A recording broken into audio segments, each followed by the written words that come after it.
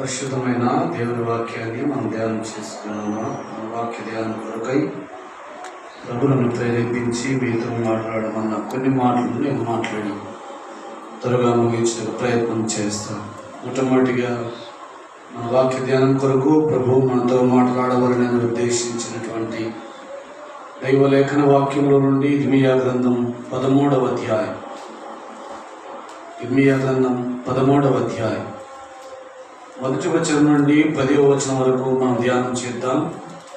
మనము వచనము మార్చి వచనాన్ని చదువుకుంటూ దేవుని వాక్యాన్ని ధ్యానం చేద్దాం. నేను ఒక వచనాన్ని చదువుతాను, తర్వాత మీరందరూ కలిసి ఒక వచనాన్ని చదువుతూ దేవుని వాక్యాన్ని మనం ధ్యానం చేద్దాం. యెహోవా నాతో ఇలా సెలవిచ్చెను, నీవు వెళ్ళి అవిసె నార నడికట్టుకొని నీ నడుమున దానిని కట్టుకొను, నీళ్లలో దాన్ని వేయకము.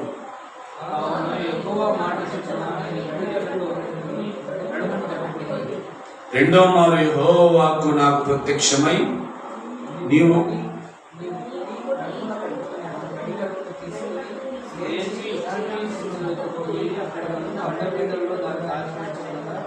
యెహోవా నాకు ఆజ్ఞాపించినట్లు నేను పోయి యూఫ్రటీస్ వద్ద దాన్ని దాచిపెట్టేదని.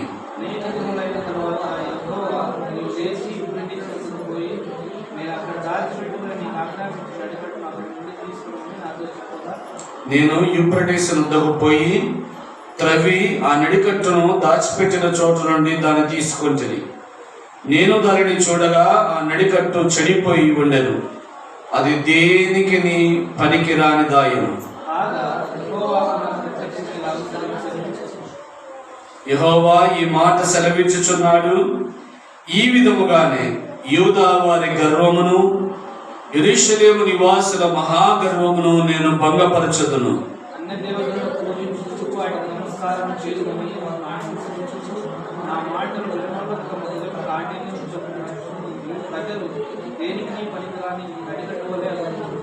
చిన్న ప్రార్థన చేస్తాం.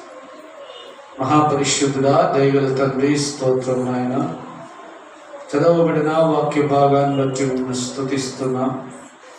వాక్యం మీది, మీరు వాక్యమై ఉన్న దేవుడు కనుక ఈ వాక్యం ద్వారా మాతో మాట్లాడమని బోధకులకు బోధకుడును వాక్యమై ఉన్న యేసు ప్రభువు శ్రేష్ఠ నామమున ప్రార్థించి బోధించుకొనుచున్నాము తండ్రి, ఆమేన్. పరిశుద్ధమైన దేవుని వాక్యాన్ని మనం చదువుకున్నామా? మనం చదువుకున్నటువంటి వాక్య భాగంలో భక్తుడైన ఇర్మియాకు దేవుడు ఆజ్ఞాపించినటువంటి ఆజ్ఞనంతటిని మనం చూస్తున్నాం. దేవుడు భక్తుడకు ఇర్మియాకు ఒక నడికట్టు కొనమన్నాడు. నడికట్టు అనగా మనము అర్థమయ్యే విధంగా చెప్పుకోవాలంటే బెల్ట్. ఒక బెల్ట్ కొనమన్నాడు. అవిసె నారతో నేసినటువంటి ఒక బెల్ట్ కొనమన్నాడు. బెల్ట్ను కొని తన నడుమున కట్టుకోమన్నాడు. తన నడుముకు కట్టుకొని దానికి తేమ తగలనీయవద్దు, దాని మీద నీళ్ళలో ఎంత మాత్రము వేయవద్దు అని దేవుడు ఆజ్ఞాపించాడు. దేవుడు ఆజ్ఞాపించినట్లుగానే ఇర్మియా ఒక అవిసె నార బెల్ట్ కొన్నాడు. కొన్ని తన నడుమున కట్టుకొన్నాడు. కట్టుకొని కొన్ని దినములైన తర్వాత తిరిగి దేవుడు ఇర్మియాతో మాట్లాడుతున్నాడు, నేను నిన్ను కొనమన్న బెల్ట్ తీసుకొని వెళ్ళి యూఫ్రటీస్ నది ఒడ్డున ఒక బండ సందులో దాన్ని దాచిపెట్టమని చెప్పాడు. దేవుడు తనకు చెప్పినట్టుగానే ఇర్మియా భక్తుడు తన నడుమున కట్టుకొని ఉన్న బెల్ట్ తీసేసి దేవుడు తనకు ఆజ్ఞాపించినట్లుగా యూఫ్రటీస్ నదికి పోయి అక్కడ ఒక బండ సందులో దాన్ని దాచిపెట్టి తిరిగి వచ్చాడు. అనేక దినములైన తరువాత, ఇక్కడ దేవుని వాక్యంలో రాయబడిన మాట, అనేక దినములైన తరువాత తిరిగి యెహోవా ఇర్మియాకు ప్రత్యక్షమయ్యేమన్నదంటే, నాయనా, నేను దాచిపెట్టమని నీకు సెలవించిన బెల్ట్, నీ నడికట్టును నువ్వు వెళ్ళి ఏం చేయమన్నాడు? ఇప్పుడు త్రవ్వి ఆ నడికట్టును దాచిపెట్టిన చోటు నుండి దాన్ని తీసుకోమని చెప్పాడు.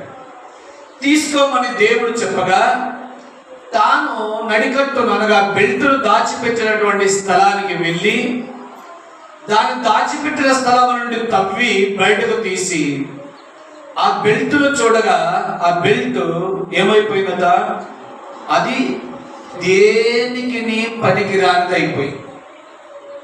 అది తిరిగి తన నడుమున కట్టుకున్నటకు ఉపయోగపడకుండా పోయింది. తిరిగి తాను ఏ విధముగా దాన్ని వాడుకోవాలనుకున్నా కూడా అది పిగిలిపోతా ఉంది. అది దేనికి పనికిరానిదిగా అయిపోయింది. దేవుడు ఈ ఉపమానము ద్వారా ఇర్మియాకు ఒక పాఠాన్ని నేర్పాలనుకున్నాడు. ఏమయ్యా ఆ పాఠం అంటే 9వ వచనంలో యెహోవా ఈ మాట సెలవించుచున్నాడు, ఈ విధముగానే యూదా వారి గర్వమును యెరూషలేము నివాసుల మహాగర్వమును నేను భంగపరచును. వీరిద్దరు కూడా దేవుని పిల్లలే. ఇశ్రాయేలు వారును యూదా వారి యొక్క గర్వమును నేను భంగపరచదును అన్నాడు. 10.5 గోత్రముల వారు ఇశ్రాయేలీయులు, 2.5 గోత్రముల వారు యూదా జనముగా ఉన్నారు. ఈ విధముగా ఉన్నటువంటి ఈ జనము తమ దేవుడైన యెహోవా దృష్టికి అనుకూలముగా నడుచుకోలేదు. తమ దేవుడి దృష్టికి వారు ఎంత మాత్రము యోగ్యులుగా నడుచుకోవడం లేదు. తమ దేవుని యందు భయభక్తులు కలిగి బ్రతకడం లేదు. తమ దేవునితో సహవాసము లేకుండా జీవిస్తూ ఉన్నారు. తమ దేవునితో మరి మంచి సంబంధాన్ని కలిగి లేకుండా బ్రతుకుతూ ఉన్నారు. అందుకే దేవుడు యెహోవా ఇర్మియాతో మాట్లాడుతూ అంటున్నాడు, యూదా వారి గర్వమును ఇశ్రాయేలు వారి మహాగర్వం. ఏమన్నాడు 9వ వచనంలో? యూదా వారి గర్వమును ఇశ్రాయేలు యొక్క మహాగర్వం. యూదా వారు గర్విస్తా ఉన్నారు. యూదా వారు తమ దేవుని యందు భయభక్తులు లేకుండా తమకు ఇష్టం వచ్చినట్టుగా బ్రతుకుతా ఉన్నారు. ఇశ్రాయేలు వారిని బట్టి అయితే ఇంకా గొప్ప మాట అన్నాడు ఆయన, మహాగర్వము అన్నాడు. ఇంకా వీరు ఎంత గర్విష్ఠులైపోయారో, వీరు ఎంత దేవునికి అవిధేయులైపోయారో, దేవుని మాట విననొల్లకుండా ఆయన భయభక్తులు లేకుండా ఎంత దుర్మార్గంగా బ్రతుకుతున్నారో ఈ ఒక్క మాటతో మనం అందరం అర్థం చేసుకోవాలి. ఇశ్రాయేలు వారి మహాగర్వం ఎంత గొప్ప మాట దేవుడు యెహోవా ఇశ్రాయేలును ఉద్దేశించి అంటున్నాడు, మనం బాగా అర్థం చేసుకోవాలి. ఈ బెల్ట్ ఏ విధముగా పనికిరానిది అయిపోయిందో, నీవు వినియోగింపనులని దానిగా అది మారిపోయిందో, ఇశ్రాయేలు వారిని యూదా వారిని కూడా నేను భంగపరిచి వారిని కూడా దేనికి పనికిరాని వారినిగా చేతును అని ఈ పాఠము నేర్పడానికి ఆయన బెల్ట్ కొనమన్నాడు, నడుమును కట్టుకోమన్నాడు, యూఫ్రటీసు నదికి పోయి దాచిపెట్టమన్నాడు. అనేక దినములైన తర్వాత తిరిగి త్రవ్వి బయటకు తీయమన్నాడు. అది కుళ్ళిందైపోయింది. తరువాత దేవుడు యెహోవా అంటున్నాడు, యూదా వారి గర్వమును ఇశ్రాయేలు వారి మహాగర్వమును నేను ఈలాగున భంగపరుతును, వారిని దేనికి పనికిరాని వారిగా చేతును అని అంటున్నాడు. ఎందుకయ్యా అలా చేస్తావంటే 10వ వచనంలో ఆయన అన్నాడు, వారు తమ దేవుడైన యెహోవాను విడిచిపెట్టి ఏం చేశారట, అన్య దేవతలను పూజించుచు వాటికి నమస్కారము చేయించు వాటిని అనుసరించుదుమని నా మాట విననొల్లక ఏం చేస్తారంట, వాళ్ళు అన్య దేవతలను అనుసరిస్తారు, వాటికి నమస్కరిస్తూ ఉన్నారు, వాటికి పూజిస్తూ ఉన్నారు, వాటిని ఘనపరుస్తూ ఉన్నారు. ఇశ్రాయేలు వారి యొక్క దౌర్భాగ్య పరిస్థితి ఇది. ఇశ్రాయేలు వారి కొరకు దేవుడు ఎన్ని కార్యాలు చేశాడో మనకందరికీ తెలుసు. ఇశ్రాయేలు వారి కొరకు దేవుడు ఎన్ని భీకర కార్యములు జరిగించాడో, ఎందరు బలవంతులైన రాజులను సహితము ఇశ్రాయేలు వారి కొరకు మట్టు పెట్టాడో మనకందరికీ తెలుసు. ఇచ్చి గొప్ప దేవుని విడిచిపెట్టి ఆ దేవుని మాట విననొల్లక, ఆ దేవుని మాటకు లోబడనొల్లని ప్రజలకు పోయి ఆ దేవుని విడిచిపెట్టి, అట్టి మహాదేవుని విడిచిపెట్టి మానవ కల్పితములైన వాటి వైపు తిరిగి వాటికి నమస్కరించు పూజించు ఉన్నట్టుగా మనం చూస్తా ఉన్నాం. అంత మాత్రమే కాదు, వీరు తమ దేవుణ్ణి విడిచిపెట్టుటయే కాదు, వారి హృదయం కూడా ఎట్లుందట చూడండి. ఇప్పుడు తమ హృదయ కాఠిన్యము చొప్పున నడుచుకొను ఈ ప్రజలు దేనికి పనికిరాని నడికట్టువలే. హృదయ కాఠిన్యం. ఎప్పుడు హృదయ కాఠిన్యం వస్తుంది? ఏ వీడు ఇంత కఠినాత్ముడు అంటూ ఉంటాం మనం. ఎందుకు? ఎవరి మాట వినని వాణ్ణి, ఎవరిని లెక్క చేయని వాణ్ణి, తల్లిదండ్రులకు పెద్దలకు విధేయత చూపని వాణ్ణి, ఏమైపోతున్నా తన సంతోషాన్ని, తన సుఖాన్ని, తన యొక్క ఆనందాన్ని చూసుకునే వాణ్ణి ఏమంటాం మనము? ఇంత కఠినాత్ముడు వీడు అని అంటూ ఉంటాం. ఇశ్రాయేలు వారు కూడా అటువంటి కఠిన హృదయులైపోయారు. ఎంత కఠిన హృదయులైపోయారంటే దేవుడు తమ కొరకు చేసిన కార్యములన్నిటినీ మర్చిపోయారు.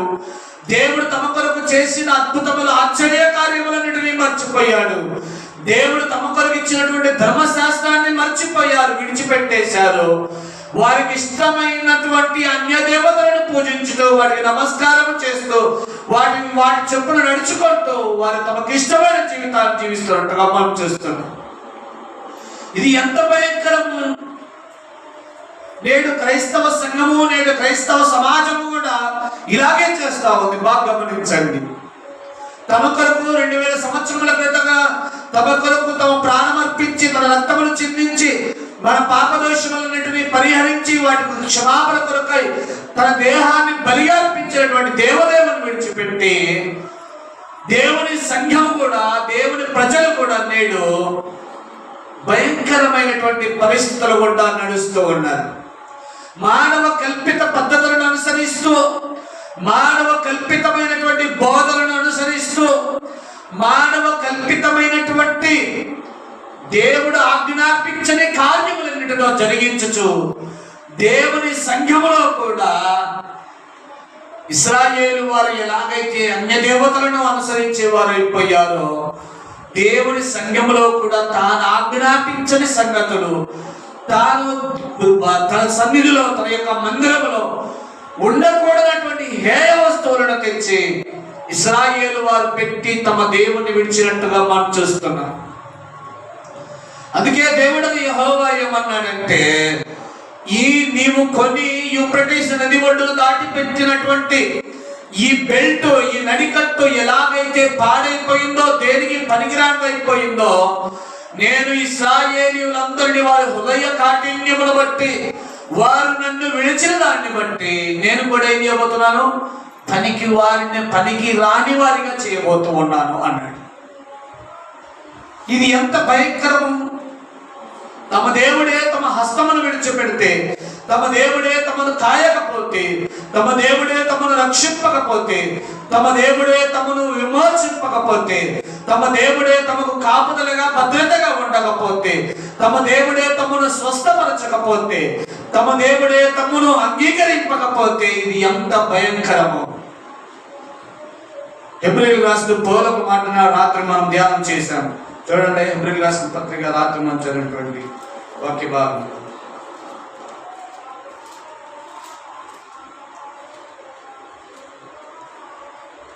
ఇంత 10వ అధ్యాయం.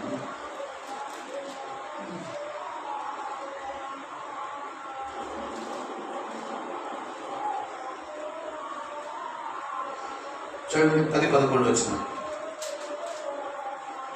పగ తీర్చుట నా పని, నేనే ప్రతిఫలమిత్రునియు. హెబ్రీయులకు రాసిన పత్రిక 10వ అధ్యాయం 10:30-31 వచ్చిన నేను చదువుతున్నాను. హెబ్రీయులకు రాసిన పత్రిక 10వ అధ్యాయం 30-31 వచ్చిన. పగ తీర్చుట నా పని, నేనే ప్రతిఫలమిత్రునియు, మరియు ప్రభువు తన ప్రజలకు తీర్పు తీర్చుననియు చెప్పిన వారిని ఎరుగుదుము కదా. జీవము గల దేవుని చేతిలో పడుట, జీవము గల దేవుని చేతిలో పడుట భయంకరం. నీవేం చేస్తున్నావో, నీవేం జరిగిస్తున్నావో దానికి తగిన విధముగా తాను కూడా పగ ప్రతీకారము చెయ్యాలనుకుంటే ఏమైపోతాం మనం? అందుకే హెబ్రీయులకు రాస్తూ పౌలు అన్నాడు, జీవము గల దేవుని చేతిలో పడుట భయంకరము. ఇశ్రాయేలు వారు అట్టి జీవము గల దేవుని చేతిలో పడుతూ ఉన్నారు.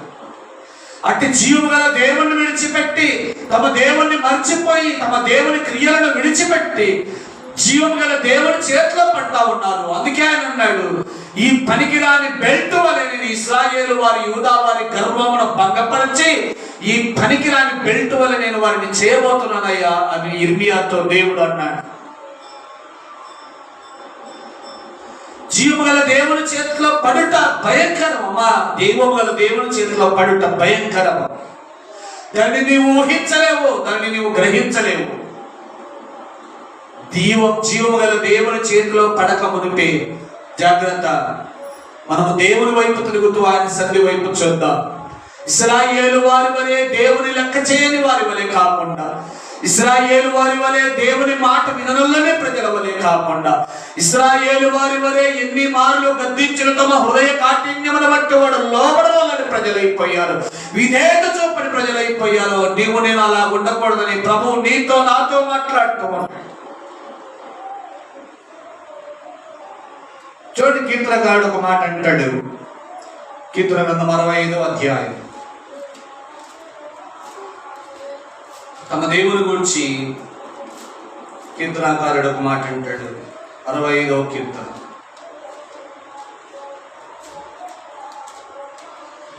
6వ వచనం. బలమునే నడికట్టుగా కట్టుకొనిన వాడై తన శక్తి చేత పర్వతములను స్థిరపరచువాడు. బలమునే నడికట్టుగా కట్టుకున్న వారి చేత.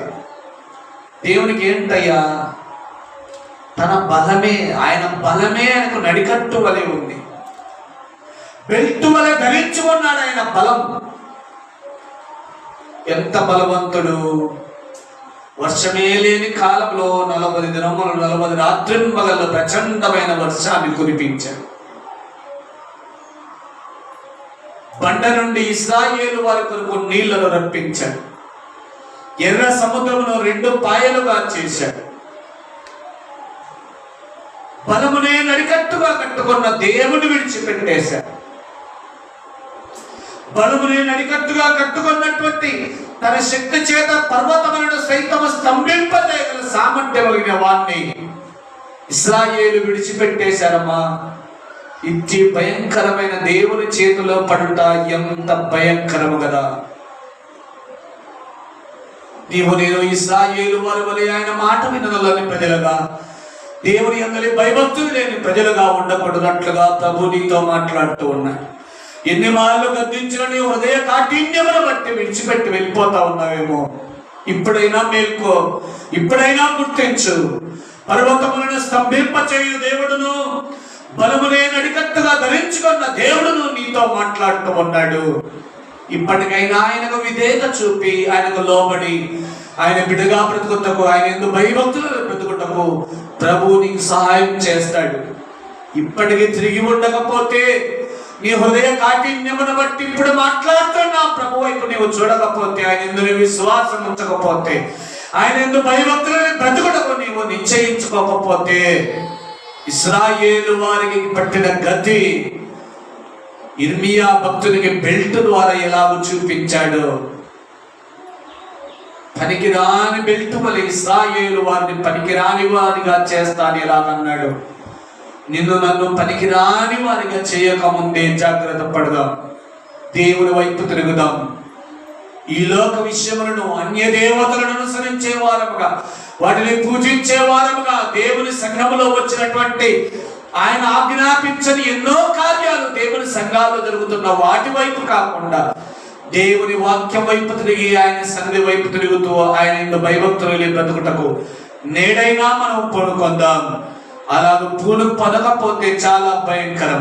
చూడండి, ఇర్మియా గ్రంథంలోని 15వ అధ్యాయంలో ఇశ్రాయేలు వారిని ఉద్దేశించి ఆయన ఒక మాట అన్నాడు. 15వ అధ్యాయం 1-2 వచనాలు. అప్పుడు యెహోవా నాకు ఇలా సెలవిచ్చెను, మోషేయు సమూయేలును నా ఎదుట నిలవబడినను ఈ ప్రజలను అంగీకరించుటకు నాకు మనస్సుండదు. నా సన్నిధి ఉండకుండా వారిని వెళ్ళగొట్టుము.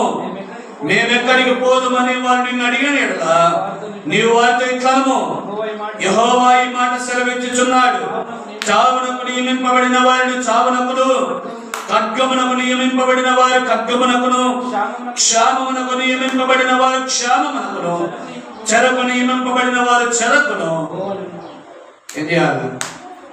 ఎంత చెప్పినా వినకపోతే ఇశ్రాయేలు వారు అంటున్నాడు. ఒకసారి ఇశ్రాయేలీయులను ఐగుప్తు నుండి తీసుకొస్తూ వారు ఆయన మీద గొలిగి సనిగినప్పుడు ఆయన అన్నాడు మోషేతో, మోషే నీవు తప్పుకో, నేను నీ వంశావళిని లేపుతాను అంటే మోషే అన్నాడు, అయ్యా నీవు ఇశ్రాయేలు అని తన పితరులకు వాగ్దానం చేసిన వాగ్దానం జ్ఞాపకం చేసుకొని మోషే అడ్డుపడితే ఇశ్రాయేలు వారికి కీడు చేయకుండా మానేశాడు. ఇర్మియాతో దేవుడు అంటున్నాడు, ఇప్పుడు మోషే సమూయేలు వంటి భక్తులంటూ వచ్చినా కూడా నేను వారి మాట కూడా వినను అని అంటున్నాడు. ఎంత భయంకరమైన జనముగా ఇశ్రాయేలు వారు బ్రతుకుతూ ఉన్నారో మనం ఆలోచన చేయాలి. ఎంత లోబడలేని ప్రజలుగా, ఎంత విధేయత లేని వారిగా, ఎంత తమ దేవుడైన యెహోవాను మరచిన వారిగా, బలమునే నడికట్టుగా కట్టుకున్న పర్వతములను స్తంభింప చేయగల సామర్థ్యములైన దేవుడే విడిచిపెట్టి ఎంతగా వీరు తమ దేవుని విడిచిపెట్టి తిరుగుతున్నారు. మనం ఒకసారి మాటను బట్టి జ్ఞాపకం చేసుకోవాలి. కాబట్టి జీవము గల దేవుని చేతిలో పడుట భయంకరం కనుక దేవునిని విడువక అన్య దేవతల వైపు తిరగకుండా మన మనస్సును కట్టుకొని ప్రభు వైపు చూస్తూ ఆయన భయభక్తులు బతుకుతూ ఆయన శైలిలో ముందుకు సాగిపోదా.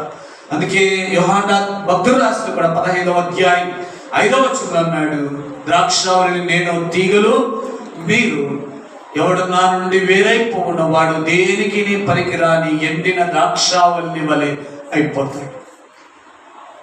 దేనికి పనికిరాని వాని వలె అయిపోతాడు.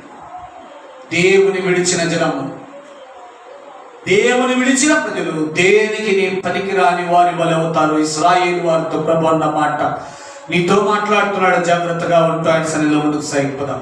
నాకు 2 నిమిషాలుగా వాటిని చెప్పి నేను ముగించేస్తాను. కీర్తన గ్రంథంలోనే 65వ కీర్తనలోనే మరొక మాట, 65వ కీర్తన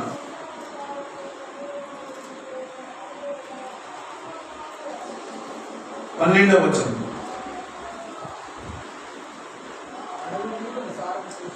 అడవి బీడులో సారము చిలకరించుచున్నవి, కొండములు ఆనందమును నడికట్టుగా ధరించుకొని, కొండలు ఆనందమును నడికట్లు ధరించుకొని.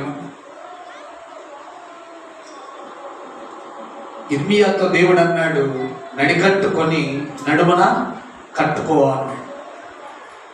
ఈ నడికట్టు చాలా పెద్ద విషయం. మనము సాధారణంగా ఆలోచన చేయవచ్చు, కానీ ఆనాటి యుద్ధ వీరులలో ఎవడైనా తమ విరోధిని, సేనాధిపతులు కానీ సైన్యములో బలమైన నాయకులు కానీ వారిని ఎదిరింపలేనప్పుడు ఎవడైనా వారిని ఎదిరిస్తే వారు తమ బెల్ట్, తమ నడికట్టును ఆ వీరునికి బహుమతిగా ఇచ్చేవారు. ఆ వీరునికి ఈ బెల్ట్, ఈ నడికట్టును బహుమతిగా ఇచ్చేటంటే ఏదో కాదు అర్థం, ఆ స్థానాన్ని నువ్వు తీసుకోనైనా ఇక ఆ మన విరోధులను, మన శత్రువులను ఎదిరించే శక్తి నాకు లేదు, ఇదిగో ఈ బెల్ట్ నీవు తీసుకొని ఆ స్థానంలోనికి నీవు రానాయనా అని ఆహ్వానించడం అన్నమాట. కాబట్టి కొండలు ఆనందమును నడికట్టు కట్టుకొని ఉన్నట్టుగా ఇశ్రాయేలు తమ దేవుడు కలిగి ఉన్నంత కాలము, తమ దేవుడిని అనుసరించినంత కాలం వారి కష్టాలు రాలేదని కాదు నేను చెప్పేది. ఆ వారితో ఎన్నో కష్టాలు, ఎన్నో అవమానాలు, ఎన్నో భయంకరమైన మార్గంలో ఉన్న వారు ప్రయాణించారు. ప్రయాణించినప్పటికీ వారి దేవుడు వారికి తోడై ఉన్నందు చేత వాటన్నిటి నుండి తప్పించబడ్డారు, కాపాడబడ్డారు, విమోచింపబడ్డారు, రక్షింపబడ్డారు. సంతోషముగా తమ యాత్రను వారు కొనసాగించారు. అలాగనే తమ దేవుణ్ణి విడిచిపెట్టి వారు ఆనందాన్ని, సంతోషాన్ని కోల్పోయారు. ఎందుకంటే వారికి సహాయం చేసేవాడు లేడు. ఇప్పుడు తమ శ్రమలో, తమ శోధనలో, తమ బాధలో కాపాడేవాడు లేడు. ఇప్పుడు తమను రక్షించేవాడు ఇప్పుడు వారి వెంట లేడు కనుక ఆనందం అనే నడికట్టు వారి పాడైపోయింది, పనికిరాదైపోయింది. కాబట్టి ఇశ్రాయేలు వారి యొక్క ఆనందం అనే నడికట్టు ఏమైపోయింది? పనికిరానిదైపోయింది. కాబట్టి నీ దేవుడు నీతో ఉన్నంత కాలము నీకు సంతోషం, ఆనందం. ఏదైనా కష్టమో, బాధ, ఇబ్బంది కలిగినో ప్రభు మనకు తోడై ఉన్నందుచేత ఆ శ్రమలో ఆయన సహాయం చేసి, రక్షించి, కాపాడి నీకు ఒక సంతోషకరమైన మార్గాన్ని, ఆనందకరమైన మార్గాన్ని కలుగజేయి వాడు నీతో ఉండటం నీకు ఎంతైనా శ్రేయస్కరం. అట్టివాడే నీవు పాడైపోవుటకు, పనికిరాని వాడవుటకు నిన్ను ఉద్దేశించాడంటే నా జీవితం ఎంత భయంకరమో ఒకసారి అర్థం చేసుకో. మూడో విషయాన్ని చెప్పి నేను ముగించేస్తా. 109వ కీర్తన.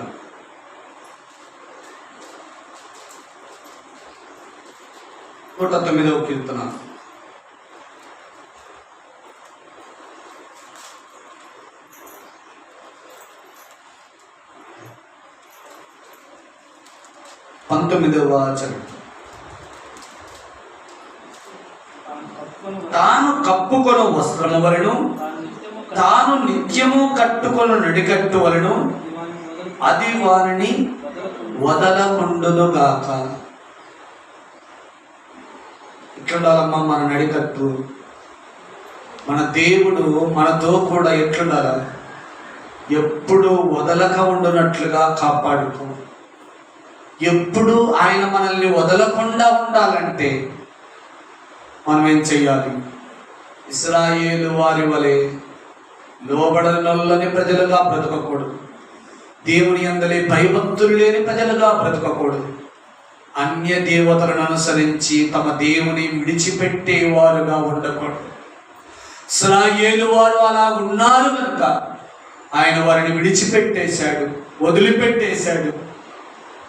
అందుచేత వారు పనికిరాని నడికట్టు వలె, బెల్ట్ వలె అగుదురని భక్తులకు ఇర్మియాతో దేవుడు మాట్లాడుతున్నాడు.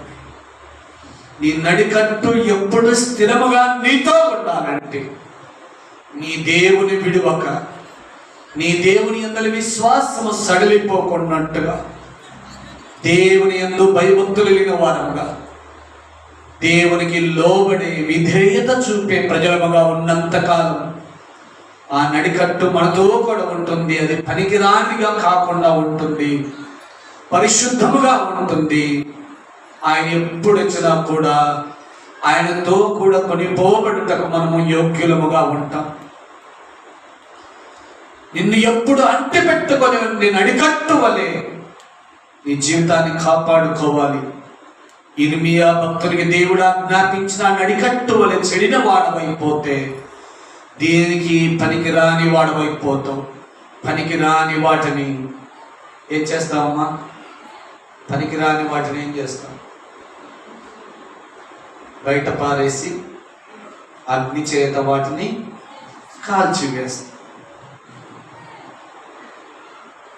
కాబట్టి మనం కూడా పనికిరాని వారం అయిపోతే 15వ యోహాను సువార్త 15వ అధ్యాయం ఇదొక మాట చదవండి, ముగించేస్తాం. యోహాను సువార్త 15వ అధ్యాయం 5-6 వచనం. ద్రాక్షావల్లిని నేను, తీగలు మీరు. ఎవడు నా యందు నిలిచి ఉండునో, నేను ఎవరి యందు నిలిచి ఉండునో వాడు బహుగా ఫలించు. నాకు వేరుగా ఉండి మీరేమియో, దేవునికి వేరుగా ఉండి, దేవుని విడిచి, ఆయన యందు భయభక్తులు లేకుండా బ్రతికి, ఆయనకు విధేయత లేకుండా లోబడనొల్లని ప్రజలముగా బ్రతికి మనం ఏం చేయలేమమ్మా? ఏమీ చేయలేరు. ఎవడైనను నా యందు నిలిచి ఉండని ఎడల వాడు తీగ వలె బయట పారవేయబడి ఎండిపోవును. మనుష్యులు అట్టి వాటిని పోగు చేసి అగ్నిలో, ఎక్కడ పారవేస్తారు? అగ్నిలో పారవేస్తారు. ధనవంతుడు దరిద్రుడు చనిపోయారు. దేవుని యందు భయభక్తులు కలిగి బ్రతికాడు. దేవుని విడవకుండా ఉన్నాడు. దేవునికి విధేయత చూపుతూ బ్రతికాడు. తిండికి లేకపోయినా బ్రతికాడు. ఒక దినమున ఇద్దరు ప్రభు దగ్గరికి చేరుకున్నారు. దరిద్రుడేమో అబ్రహాము రొమ్మున ఆనుకొని విశ్రాంతి పొందుతున్నాడు. ధనవంతుడు దేవుని లెక్క చేయని, దేవునికి లోబడనల్లని, దేవుని అందరి భయభక్తులు లేకుండా బ్రతికినటువంటి ధనవంతుడు పాతాళములో అగ్ని గంధకములలో మండు స్థలములలో మండుతూ యాతన పడుతూ, ఆ యాతనకరమైన స్థలములకు నేను వెళ్ళకూడనట్లుగా ప్రభు నీతో నాతో మాట్లాడుతూ ఉన్నాడు. దేవుని విడిచే జనముగా ఉండవద్దండి. దేవుని అందరి భయభక్తులను విడిచే జనముగా ఉండొద్దండి. దేవునికి లోబడనొల్లని, దేవునికి విధేయత లేని ప్రజల వలె ఉండకూడదు. దేవునికి విధేయత చూపుతూ ఆయన ఎందు భయభక్తులు ఉండి ఆయన్నే సేవించి, ఆయన్నే పూజించి, ఆయన్నే గణపరిచి ఆ నిత్య సంతోషమునకు, ఆ నిత్య ఆనందకరమైన పట్టణమునకు నేను చేరుకోవాలని ప్రభు నీ నుండి నా నుండి కోరుకుంటున్నాడు. దేవుడి కొద్ది మాటలు మన నిమిత్తమై దీవించునుగాక.